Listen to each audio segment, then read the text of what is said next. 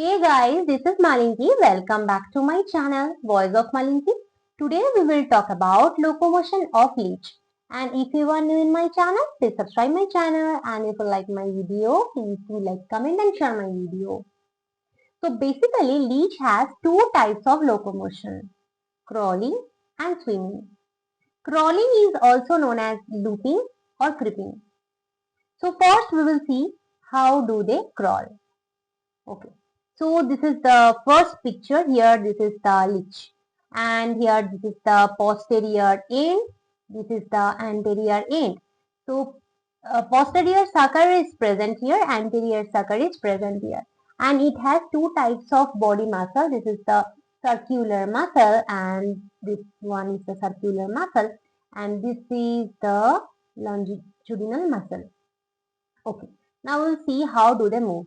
So basically the suckers are alternately fixed to the substratum. So here is the substratum, this is the base, that is the substratum, and the body contracts and extends. So how does it occur? Now when the posterior sucker is fixed, so in this picture number 1, here you can see that the posterior sucker is fixed here, right? This is the fixed. Okay. Now in this picture 2 you can see the contraction takes place in the circular muscle. So here is the contraction in the circular muscle. You can see that the circular muscle was like that, and that is now in this way. So the circular muscle is contracted. Okay. Now the relaxation takes place in the longitudinal muscle. So the longitudinal muscle was like that, and because of the relaxation, now the longitudinal muscle is like that. So the circular muscle is contracted and the longitudinal muscle is relaxed, by which the body is lengthened and extended forward. So the body is now lengthened and extended forward. Why? It is lengthened because the longitudinal muscle is extended and the circular muscle is contracted. Okay. Now we will see this picture 3. What happens here? So here the anterior sucker is fixed. So here this is the anterior portion. You can see that it is fixed to the substratum. And see this picture 4. The contraction takes place in the longitudinal muscle. So this is the opposite will happen now. The longitudinal muscle was like that. It is now like that. So it is contracted. And the relaxation takes place in the circular muscle. So circular muscle was like that. It is now like that. So relaxation is there in the circular muscle. So just the opposite happens in image 4. So the body is shortened and moving the posterior sucker forward. By this the body contracts and is pulled forward. So this is the picture. So why the body is shortened?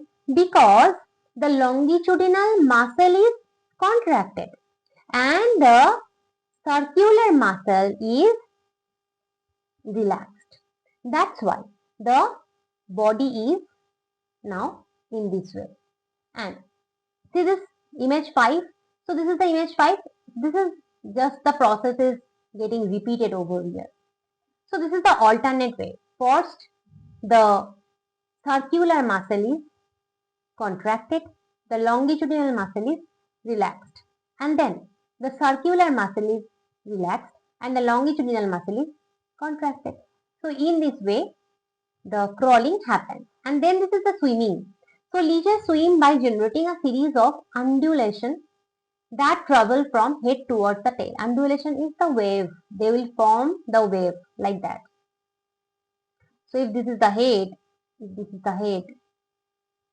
and this is the tail, so this type of wave will form and they will travel from head towards the tail. It involves a series of dorsoventral contractions that move along the body in a wave-like motion, moving the leech forward.